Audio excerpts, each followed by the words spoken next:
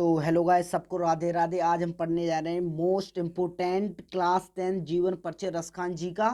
तो हम शुरू करते हैं। आपको मैं कुछ रचनाएं भी बताऊंगा। आप अगर ऐसे लिखेंगे तो मैं आपको कह सकता हूँ क्लास 10th में 5 नंबर आपको पक्का ही मिलने वाला है। तुम शुरू करते हैं। रसखान सगुण काव्य धारा की कृष्ण भक्ति शाखा के कवि थे। माने जो भक्ति और श्रृंगार रस है, माने ये प्रसिद्ध रीति काल के कवि हैं। रीति काल, रीति काल के प्रसिद्ध कवि हैं जी रसखान जी थे। इनका वास्तविक नाम शायद इब्राहिम था।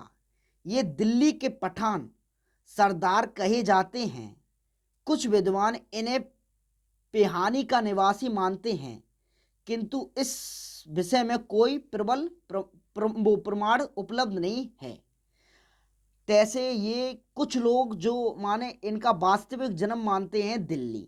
इनका ये देखो वास्तविक जन्म मानते हैं दिल्ली, पर कुछ विद्वान इनका जन्म पियानी, पूरा अगर नाम की बात करी जाए तो हरदोई प्राणी मानते हैं। हरदोई, हरदोई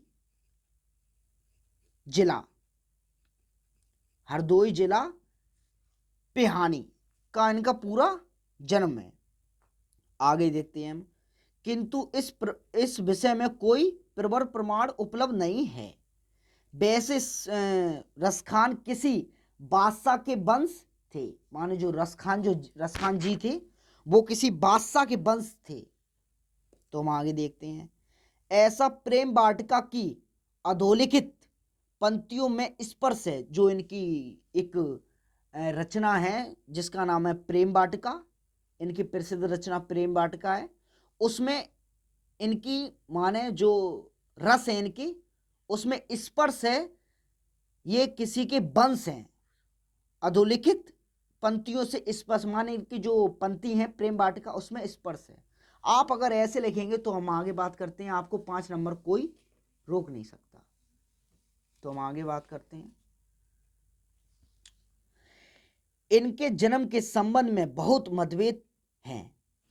कुछ विद्वान इनका जन्म सन 1533 ईस्वी को मानते हैं, किंतु मिस्र बंधु ने 1548 ईस्वी में माना है। माने कुछ विद्वान हैं वो इनका जन्म, माने इनका असली जन्म 1533 ईस्वी में ही है, पर कुछ जो मिस्र बंधु ये एक व्यक्ति थे जिन्होंने इनका जन्म 1548 ईस्वी में माना है। आप अगर 1533 भी लिखेंगे तब भी आपका राइट होगा, 1548 लिखेंगे तब भी आपको राइट होगा। आप डाउट में मत जाना, कुछ भी लिख सकते हैं आप। इनका जन्म स्थान देखो इसमें भी लिखा है, इनका जन्म स्थान दिल्ली में हुआ था। दिल्ली में मान लो या पियानी हरदोई जिले में मान लो, मैंने आपको लिखवाया था। ये देखो पियानी हरदोई जिले में हुआ था। ये गोसाई विट्ठलनाथ, देखो गोसाई विट्ठलनाथ इनके गुरु थे। माने जो शिष्य गोसाई विट्ठलनाथ इनके शिष्य माने गुरु थे इनके। तो इनके गुरु ऐसे कर लो या आप ऐसे करते गोस्वामी,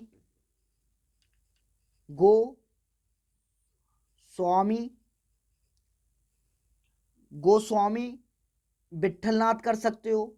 ये तो ऐसे लिखा है, ये देख सकते हैं आप। गोस्वामी विट्ठलनाथ या गोसाई विट्ठलनाथ कुछ भी कह सकते हैं आप। इनके गुरु थे रसखान जी के। इनका उपनाम रसखान यथा नमा तथा गुड़ पर आधारित था। माने जो इनका नाम रखा गया था रसखान, वो यथा नमा तथा गुड़ पर आधारित था इनका नाम। क्योंकि इनके एक एक स्वर कह सकते या शैव्र कह सकते या वास्तव में रस के खान हैं। एक एक इनके स्वर हैं। जो इनकी मृत्यु सन 1618 ईस्वी के लगभग हुई। माने जो इनकी मृत्यु है वो 1618 ईस्वी के लगभग हुई। माने किसी को कंफर्म नहीं मालूम कि इनकी मृत्यु कब हुई। तो हम आगे देखते हैं। और यही कृष्ण भक्ति काव्य अलौकिक प्रेमी माना जाता है। माने कृष्ण की भक्ति के ये प्रसिद्ध कवि थे। अब मैं इनकी कुछ रचनाओं की बात कर लेता हूं। आपको रचनाएं हैं जो इनकी लिखी दो प्रमुख प्रसिद्ध रचनाएं सुजान रसखान और प्रेम वाटिका, ये इनकी प्रसिद्ध रचनाएं हैं। अब मैं आपको एक और रचना इनकी बता देता हूं, अष्टयाम।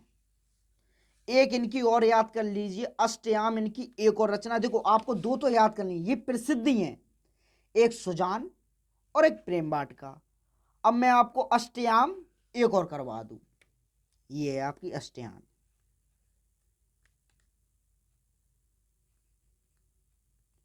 अष्टयाम ये आप कर लीजिए याद, बस अष्टयाम है, सॉरी अष्टयाम है। आप अगर इतना कर लोगे तो मैं कह रहा हूं, आप अगर ऐसे लिखोगे तो आपके 5 नंबर कोई नहीं काट सकता, आप अगर ऐसे लिखोगे तो। आगे मिलते हैं हम आपको।